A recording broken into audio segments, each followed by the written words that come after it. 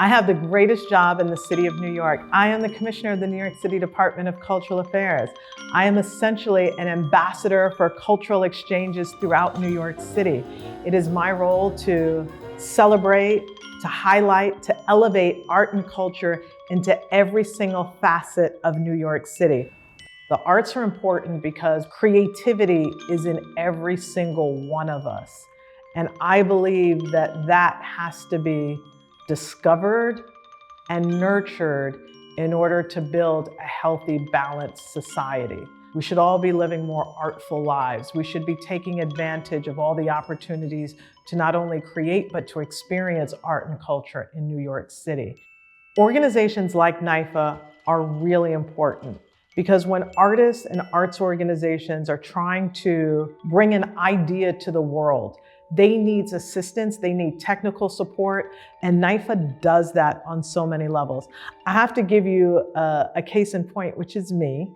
So when I finished my master's at NYU in Visual Arts Administration, and I did my thesis on developing Brooklyn's first African Diaspora Art Museum, this was an idea that I had, an idea in my mind, but how do I bring this idea to fruition?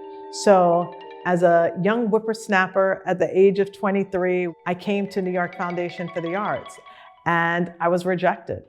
I was devastated and I was so upset, and I went to my mom and I said, I can't believe I didn't get accepted.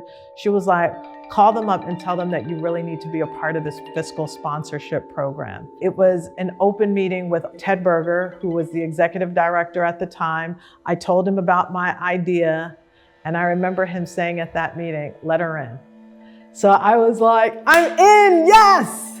And so I was so excited because that no to a yes, it changed the trajectory of my life. To say that you are a NYFA fellow or that you have NYFA as part of your fiscal sponsorship, you got yeses instead of nos.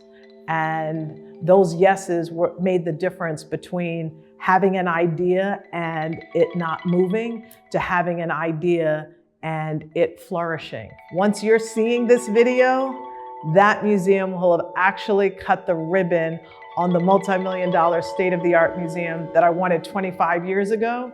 The ribbon will have been cut a month ago. You know, when I think about my role at Department of Cultural Affairs, it's how can you say yes to ideas of dreams, of aspirations that an artist, an executive director, a board has for their community. You want to try to find ways to get to yes.